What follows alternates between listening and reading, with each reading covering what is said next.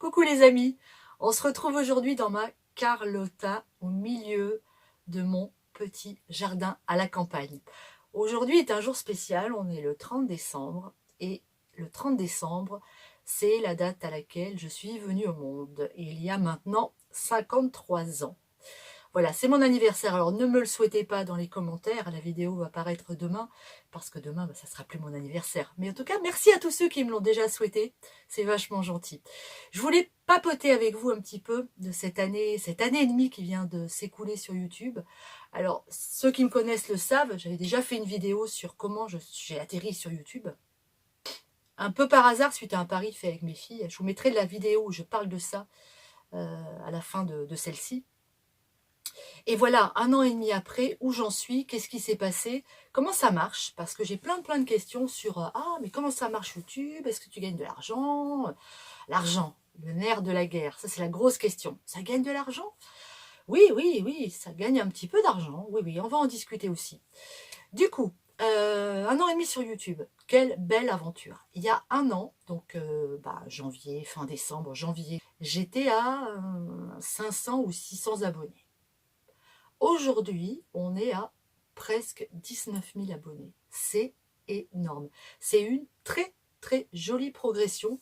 Je suis ça, moi, avec d'autres chaînes qui ont commencé en même temps que moi pour voir un petit peu comment ça se passe pour elles, comment j'évolue, et d'autres chaînes plus anciennes. Et je vois que ma progression est tout à fait honnête et absolument étonnante. En tout cas pour moi. Sur YouTube, il y a plein de chaînes différentes. Il y a celles qui font le buzz, les chaînes de comiques, les chaînes de beaucoup pâtisserie aussi, les cakes, design, tout ça. Les gens qui racontent un peu leur vie, le maquillage. Et les chaînes de cuisine auxquelles moi je m'apparente, parce que même si je m'appelle Popote et Potager, le potager, il fonctionne quelques mois dans l'année. La cuisine, elle, c'est sur 12 mois. Et le potager me permet de faire des conserves, de faire des plats et de montrer ce qu'on peut faire en cultivant ces légumes. Mais je ne suis pas une experte du potager. Ma chaîne n'est pas dédiée au potager. Bon, j'ai remis mes lunettes parce qu'à 53 ans, on n'y voit plus très clair.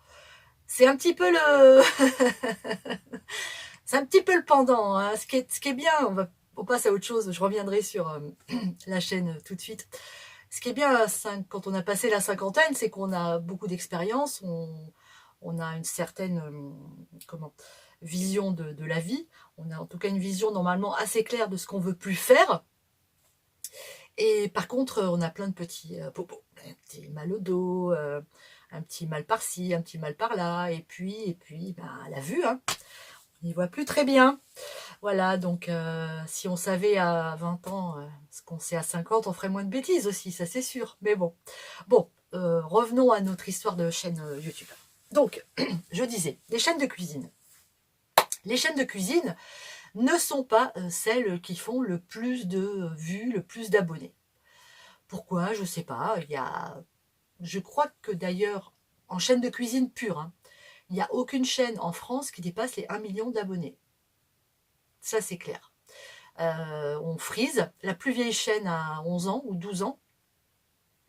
Vous la connaissez tous, hein, c'est celle d'Hervé Cuisine. Une très jolie chaîne. Mais Hervé Cuisine n'a pas encore atteint le million d'abonnés. Alors que d'autres chaînes dont je parlais tout à l'heure, qui parlent de sujets différents, après chacun trouve sur YouTube ce qu'il a envie d'y trouver. J'ai un chat dans la gorge. Ont-elles atteint les millions, les 2 millions, les 3 millions? Voilà. Donc, YouTube, c'est vraiment assez éclectique. Il y a vraiment de tout pour tout le monde. Chacun y trouve son compte. Et ce qui est vachement bien, c'est que quand vous allez sur YouTube, c'est entièrement gratuit et vous visionnez des vidéos entièrement gratuitement. Voilà, ça c'est quand même une sacrée révolution par rapport à mon époque à moi, où pour voir des vidéos, il fallait aller au vidéoclub, louer une vidéo, et il fallait avoir un magnétoscope dans lequel l'insérer pour pouvoir la regarder à la maison. Donc, la chaîne YouTube, en 1 an et demi, beaucoup de visionnages, beaucoup d'abonnés, je vois que ma communauté augmente, et ça c'est aussi vachement sympa. J'ai des commentaires sympas, en règle générale, j'ai très peu de commentaires désobligeants, ça arrive, en général je ne réponds pas, je les squeeze, allez hop, je les enlève directement. C'est pas la peine de répondre et de rentrer dans des polémiques. Il y a des gens qui, systématiquement, vous mettez une vidéo, ils vous mettent un pouce en bas. Bon, ils expliquent pas pourquoi, ils sont pas contents, ils sont énervés, ils ont, je sais pas, ils ont une prune avec leur bagnole, leur femme fait la gueule ou leur mari est con, j'en sais rien. En tout cas, il y en a, c'est des haineux, on appelle ça les haters. Ils sont jamais contents et ils foutent des pouces en bas systématiquement. Bon, ça, on n'en tient pas compte. À la limite, je préfère les gens qui argumentent et qui me disent ah mais j'aime pas ta vidéo, je pas fait comme ça, c'est pas terrible, pourquoi tu dis ça, voilà. Je préfère ce genre de choses, une discussion, même si elle est même si on n'est pas d'accord, au moins c'est constructif, quoi.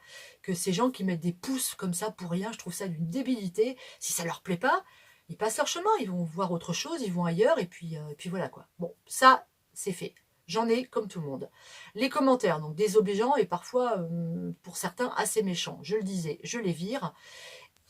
Et après, il y a toutes ces personnes qui suivent les chaînes, qui suivent ma chaîne en l'occurrence, et qui sont là tout le temps, quoi. À chaque vidéo, le petit commentaire agréable, gentil, c'est vraiment assez incroyable. Alors on se connaît pas. J'ai eu l'occasion de rencontrer quelques abonnés quand j'ai fait cette année la fête de la soupe à la Gacilly, où j'avais dit venez me voir. Certains sont venus et ça c'est assez marrant, c'est très très sympa, vraiment. Moi, je souhaite rester vraiment sur une chaîne amicale. Je donne des recettes, on papote, on fait du jardin, on s'amuse, on rigole. Et puis on partage nos expériences. Alors, dans la continuité de 2018, qu'est-ce que j'aimerais, moi, pour 2019 2019, j'aimerais beaucoup aller à la rencontre des abonnés. Alors pas ce qu'on appelle les meet-up où il y a des tonnes de gens qui viennent, où vous signez des autographes vite fait, où tout le monde est à moitié hystérique. Je déteste ça, puis j'aime pas trop la foule en plus. Mais par contre, aller rencontrer un abonné, aller cuisiner chez lui et partager, vraiment. Une vraie rencontre. Une vraie rencontre, voilà, qui va s'étaler sur plusieurs heures et on peut discuter, on peut échanger et on peut cuisiner ensemble. Ça me plairait beaucoup. J'aimerais bien développer aussi les partenariats parce que ça, c'est vachement intéressant aussi. Cette année, j'ai été contactée par plusieurs sociétés. J'ai pas tout accepté parce qu'il y a des choses qui m'intéressaient absolument pas. On va en reparler un petit peu plus loin des partenariats. Mais c'est vrai que j'aimerais bien développer un petit peu ça. Faire plus de virées gourmandes. J'aime bien les virées gourmandes. Quand je vous emmène balader dans des villes, découvrir un peu les spécialités et puis ce qu'on y trouve, toujours dans le cadre de l'alimentation et la gourmandise. Et puis bah, développer la communauté, évidemment, faire grandir la chaîne encore. Et pourquoi pas, peut-être un jour, moi aussi, avoir la chance de pouvoir vivre de cette aventure et de cette passion qu'est la cuisine depuis toujours. Enfin, depuis aussi loin que je m'en souvienne. En tout cas, allez, maintenant on va papoter un petit peu de comment on gagne des sous sur YouTube. Ça intéresse beaucoup de monde. Comment gagne-t-on de l'argent sur YouTube? C'est extrêmement simple. Il faut avoir 1000 abonnés, un certain nombre de visionnages. À partir de là, YouTube se charge de tout. Vous vous inscrivez sur un truc qui s'appelle Google AdSense. Au bout d'un certain temps, ça prend, moi ça a bien pris 3 mois. Ils vous disent, vous êtes éligible, vous pouvez être monétisable, c'est-à-dire gagner de l'argent grâce à vos vidéos. On gagne de l'argent grâce au visionnage, à vos visionnages, quand vous regardez une vidéo et qu'il y a donc une pub avant la vidéo, que vous pouvez zapper au bout de quelques secondes, c'est ça qui permet aux youtubeurs de gagner des sous. Alors attention, hein. Je ne sais pas combien on gagne par pub parce que c'est calculé par un truc interne. Nous, on ne gère pas du tout ça. On ne devient pas millionnaire avec les publicités que vous avez avant les vidéos. Du style, par exemple, moi, les grands jours, je vais gagner... allez, là, au mois de décembre, j'ai pété un record. J'ai dû gagner 20 € une journée. Sinon, ça oscille entre 7 € par jour, 7, 8, 10. Bon, ça dépend des jours. Voilà, donc c'est complètement aléatoire. On ne sait jamais ce qu'on va gagner d'un jour à l'autre. Ça dépend combien de temps vous regardez la pub, ça dépend combien de gens sont venus, ça dépend de plein de paramètres qu'on ne maîtrise absolument pas. Mais on gagne des sous. Par contre, on ne touche pas cet argent si on ne dépasse pas un certain seuil. C'est-à-dire que si je n'ai pas gagné 70 € dans le mois, YouTube ne m'envoie rien. Il reporte au mois suivant.